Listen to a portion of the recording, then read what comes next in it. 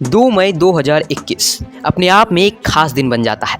मैं ऐसा इसीलिए कह रहा हूँ क्योंकि इसी दिन एनडीटीवी के लाइव इंटरव्यू में 2011 से 2020 के बीच BJP, JDU, Congress, TMC, AAP जैसे बड़ी पॉलिटिकल पार्टी के स्ट्रेटेजिस्ट यानी रणनीतिकार रह चुके पी के नाम से प्रसिद्ध प्रशांत किशोर कहते हैं, मैं जो कर रहा हूँ उसे मैं जारी नहीं रखना चाहता। मैंने बहुत कुछ किया है। मेरे लिए ब्रेक लेने और कुछ नया शुरू करने का समय है।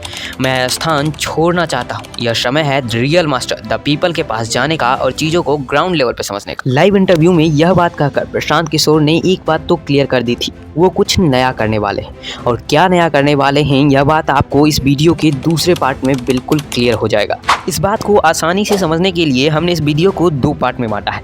इसके पहले पार्ट में हम बात करेंगे कैसे महज एक रिसर्च पेपर की मदद से प्रशांत किशोर अफ्रीका से इंडिया आते हैं और नरेंद्र मोदी से मिलते हैं। So hello everyone, this is Animesh Maheshwari. Let's start today's video without wasting your precious। Video में आगे बढ़ने से पहले हम यह समझते हैं कि एक स्ट्रेटेजिस्ट यानी रणनीतिकार का काम क्या होता है। चुनाव के वक्त किस तरह के मुद्दे उठाए जाएं और किन मुद्दों पर वोट मांगे जाए, यह सभी चीजें एक रणनीतिकार सोचता है। आसान भाषा में समझे तो पॉलिटिकल पार्टी के लिए योजना तैयार करना एक स्ट्रेटेजिस्ट का एक्चुअल वर्क होता है। अफ्रीका में बैठे प्रशांत किशोर 2011 में गुजरात के माल न्यूट्रिशन को लेकर एक रिसर्च पेपर लिखते हैं, जिसमें वो बताते हैं कि कैसे इंडिया के one of the developed state में भी लोग भूख से मर रहे हैं।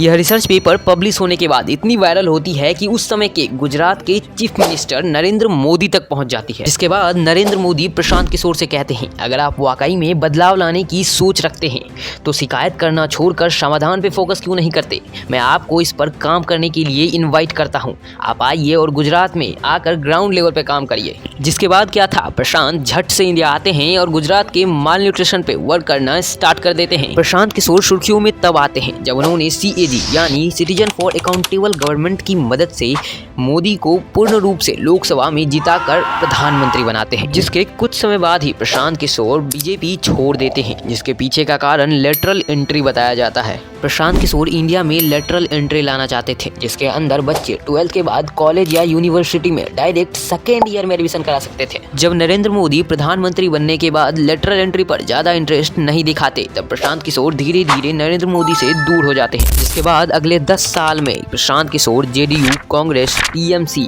के साथ एज ए स्ट्रेटेजिस्ट काम करते हैं। सो अब आते हैं वीडियो के पार्ट 2 में, क्यों प्रशांत किशोर 2 मई 2021 को एनडीटीवी के लाइव इंटरव्यू में स्थान छोड़ने की बात करते हैं। दोस्तों, मैं आपको पहले ही बता दूं कि प्रशांत किशोर बिहार के रोहतास जिले के रहने वाले हैं।